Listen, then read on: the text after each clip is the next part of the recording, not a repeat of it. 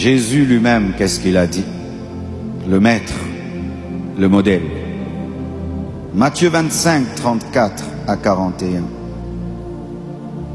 Alors le roi dira à ceux qui seront à sa droite, approbation, droite, venez vous qui êtes bénis de mon Père, prenez possession du royaume qui vous a été préparé dès la fondation du monde, car vous avez évangélisé, car vous avez jeûné, non, car j'ai eu faim et vous m'avez donné à manger, j'ai eu soif et vous m'avez donné à boire, j'étais étranger et vous m'avez recueilli, j'étais nu et vous m'avez vêtu, j'étais malade et vous m'avez visité, j'étais en prison et vous êtes venu me voir.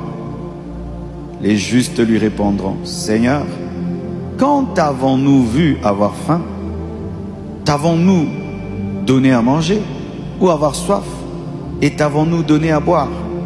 Quand t'avons-nous vu étranger et t'avons-nous recueilli ou nu? Et t'avons-nous vêtu? Quand t'avons-nous vu malade ou en prison? Et sommes-nous allés vers toi? Et le roi leur répondra, je vous le dis en vérité, toutes les fois que vous avez fait ces choses à l'un de ces plus petits de mes frères, c'est à moi que vous les avez faites. Tu as raison d'acclamer. Ensuite, il dira à ceux qui seront à sa gauche, le jugement, la désapprobation, ceux qui n'ont pas fait ce que ceux qui étaient à la droite ont fait. Retirez-vous de moi, maudit, maudit. Le manque d'amour amène la malédiction. Le manque d'amour. Quand tu vois dans ta vie, il y a comme la malédiction, vérifie ton cœur. Peut-être il y a de la méchanceté. Retirez-vous de moi, maudit. Allez dans le feu éternel. L'enfer. L'enfer qui a été préparé pour le diable et pour ses anges. Les gens n'iront pas en enfer seulement parce qu'ils sont sorciers, parce qu'ils sont impudiques. Beaucoup de gens iront en enfer parce qu'ils sont égoïstes et méchants. Beaucoup de gens iront en enfer parce qu'ils sont égoïstes et méchants. Pour tous ceux qui me connaissent, j'aime pas être un théoricien des choses de Dieu. J'aime pas les théories. Prêcher comme ça, on s'arrête là. J'ai appris dans la vie que ce qui est écrit doit être pratiqué. Et quand Dieu parle, c'est pour qu'on fasse. Amen. Il fut un temps, à la compassion, on avait commencé ça, et puis on a arrêté. Le Seigneur m'a reproché pourquoi on a arrêté. On avait ce qu'on appelait boutique du cœur. C'était une boutique où les gens venaient apporter des beaux vêtements et donner à l'église, et on les présentait bien, on les repassait, on les lavait. Et quiconque avait besoin d'habits, y allait et prenait un habit, une chaussure. On a arrêté ça. Pourquoi? Parce que c'était au site 4 à l'orphelinat. Et quand l'orphelinat commençait là-bas, on ne savait plus où mettre. Et ce n'est pas une raison d'avoir arrêté une chose qui bénissait les gens. Parce qu'on ne peut pas avoir des frères avec des chaussures penchées pendant que nous on a des belles chaussures. On ne peut pas avoir des gens avec des habits troués pendant qu'on change les habits tous les jours. Et puis on avait aussi la banque alimentaire. C'est un endroit où on mettait du riz, haricots, des boîtes de conserve. Et quand quelqu'un avait faim, on lui donnait une provision même pour une semaine. Et ça aidait beaucoup de gens. Ça a même aidé des gens qui avaient une bonne vie, mais qui des fois ont traversé des moments difficiles et ont été secourus. Il m'est arrivé, j'étais déjà pasteur. J'ai fait une semaine à la maison, il y a de cela 20 ans, 10 ans. Il n'y avait presque pas à manger chez moi. Une sœur de l'église est venue habiter chez moi, elle s'est rendue compte que chez le pasteur, on mangeait difficilement. Et donc s'il y avait une banque alimentaire, eh ben j'aurais pris du riz. Nous devons revenir à la banque alimentaire. Nous devons revenir à la boutique du cœur. Quand? Aujourd'hui.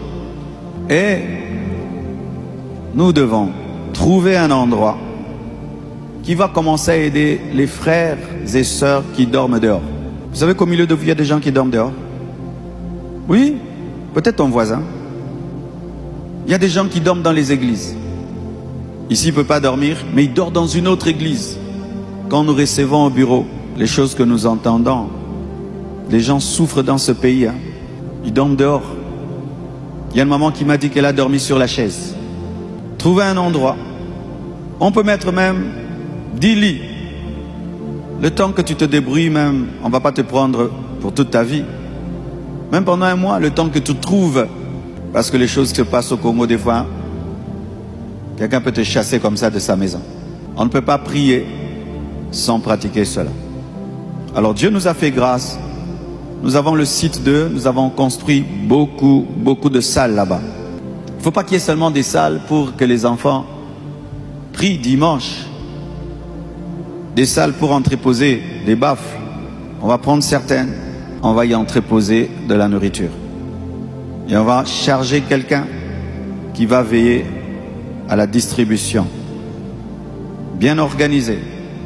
On connaît ton nom. Et on peut savoir qu'on t'a aidé, ça fait un mois, et qu'il faut laisser les autres vraiment bien organisés, mais dans la discrétion et le respect. Amen. Hein? La discrétion et le respect. On va construire des étagères et on va y entreposer des denrées.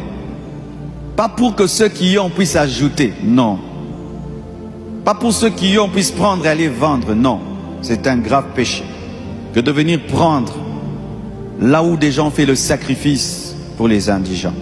Et qui nous allons aider en premier? À l'église. N'allez pas nous prendre des indigents qui sont à l'extérieur. Il y en a déjà à l'église. Viens à l'église maintenant, là-bas on donne. Non, ne faites pas ça. Réglons d'abord les problèmes entre nous ici. Alléluia. Alors, aujourd'hui déjà nous allons faire une cotisation symbolique, prophétique pour lancer. Je n'ai pas encore reçu les devis des architectes et des charpentiers pour faire les étagères et pour l'aménagement des salles. On va déjà commencer aujourd'hui. Comme ça, le devis trouve déjà l'argent. Amen. Et une fois que c'est fait, nous allons lancer l'appel maintenant pour recevoir vos habits. Commence déjà à préparer des habits que tu mets dans un coin, des chaussures, des sacs, des belles choses que tu mets à côté. Et d'ici là, je vais vous dire quand vous allez les apporter. Et nous allons les placer. Et nous allons vous présenter la personne qui va gérer cela. Commence à mettre déjà de côté des sacs de riz, des sacs d'haricots, des boîtes de conserve que tu gardes pour les grands. Et que Dieu nous donne un endroit que nous allons aménager pour aider certains qui dorment dehors. En Europe, les païens incrédules. Il y a des endroits pour des gens pour que tu ne dormes pas dehors. Les païens ont prévu ça. Foyer. Païens qu'ils sont, savent qu'un homme ne doit pas dormir dehors comme un chien. Et nous, chrétiens, on prie, amen, on part. Il m'arrivait des fois de rester devant l'église jusqu'à 23 heures. J'ai pas de taxi. Mais s'il y avait un endroit à dormir, je pouvais dormir là et le matin, je me débrouille.